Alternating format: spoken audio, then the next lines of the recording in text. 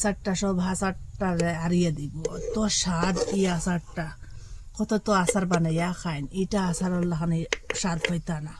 সব আচারটা হারিয়ে দিব এই আচারটায়। এখানে 1 কেজি ফাঁকনা বড়ই আছে, এটা গাছ ফাঁকনা, আর 2 দিন রোদের মধ্যে দিয়া শুকাইছে। দেখুন একটু একটু চেফা হইয়া রয়েছে। আর সেই ওরকম বড় সাইজের বড়ইটা লইবা, এটা আচার দিবার লাগিয়া। এখন এটার ডেটুটা পরিষ্কার করিয়া জলের মধ্যে দইলিম, ওরকম করিয়া সবটা পরিষ্কার করি 2-3 বার করে খুব ভালো করে দইলিম। গেট করম, ওরকম গেটটা একটা লইয়া 1 কেজি লাগিয়ে 250 গ্রাম গুড় দিয়া দিন। এখানে 2 কাপের মতো জল দিয়া দিন। গুড়টা একটু পাতলা হইব, এটা চাকিতাম পারবো। এটার মধ্যে গুঁড়া উড়া থাকলে বা লুলু থাকলে গুড়টা দিয়ে দিলাম। গুড়টা ওরকম গলার পরে আমি এখন গ্যাসটা অফ করে দিলাম।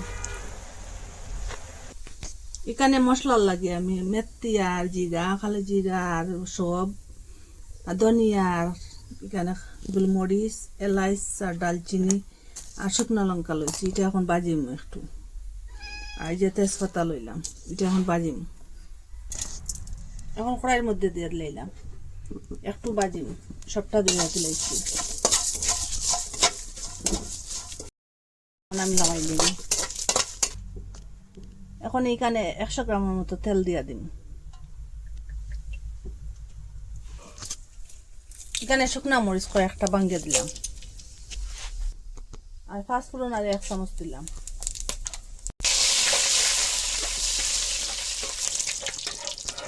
ভালো করিয়া যে দুইয়া রাখলাম বড়ই, এখন দিয়া দিলাম।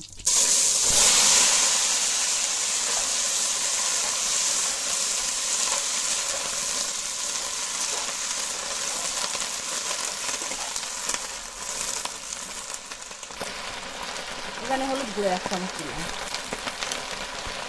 আর মরিচ গুঁড়ো 1 চামচ দিলাম।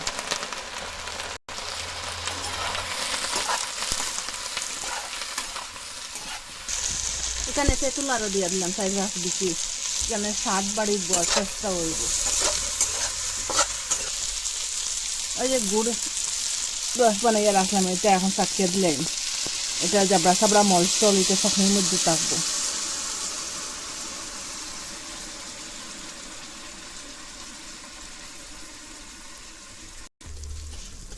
এখানে স্বাদ মতো লবণ দিয়ে দিলাম। আর এখানে চিনি আরো 2 চামচ দিলাম। এটা এখন ওদিকে জাল হোক, আর ওদিকে মশলাটা এখন আমি কুটিলাই। এগুলো লাগে না,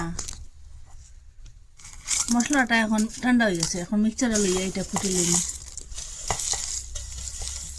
সাদা শস্য আর 1 চামচ দিলাম, এটা বাজিয়েছি না, এটা না বাজিয়ে দিলাম মশলার সাথে একসাথে কুটিলিম।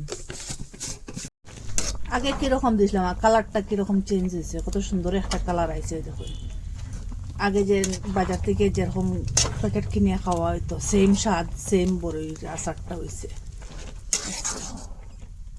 একটু সময় জাল দিন, রাখলাম। এটা এখন লইলাম, অফ করে দিলে।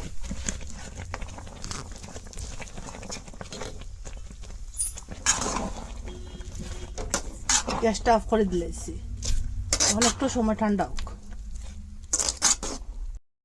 এটার নাম কেউ বড়ইও বলে, কেউ কুলও বলে। আপনারা এটার নাম কি বলেন কমেন্টের মধ্যে নিশ্চয় জানাইবা। আর একটু নরম করে বানাইছি, দেখুন একটু জুলজুল অবস্থায় রয়েছে। আর এর থেকে বেশ ঘন হইলে এটা পুরো শক্ত হয়ে যাব গিয়া। খুব সহজে, খুব তাড়াতাড়ি পুরা বাজারের মতো বানানো যায়। নিজের হাতে বানাইলে তো খাইলেও একটা আলাদা স্বাদ, উপকার। আর ওরকম কাঁচার বয়ঙ্গের মধ্যে ঢুকে রাখে দিলে পুরা 1 বছর যাইব, নষ্ট হইতো না। আর এটার মধ্যে আরো ভিনেগার যদি আর একটু দিলাই, একটু করে খাইতে পারবা। আর ভাতের লগেও খাইতে পারবা, রুটির সাথেও খাইতে পারবা। আর মিস করবা না, ওরকম বড়ই থাকতে থাকতে, কুল থাকতে থাকতে আপনারা ওরকম আচার বানাইয়া ডিবার মধ্যে রাখবা। আর আপনারা কইতে কি দেখা কমেন্টের মধ্যে নিশ্চয় জানাইবা। ভালো লাগলে লাইক, কমেন্ট, শেয়ার, সাবস্ক্রাইব করবা। আর আজকের ভিডিও এখানে শেষ। নতুন একটা ভিডিও লিয়ে ফিরে আসবো বন্ধুরা।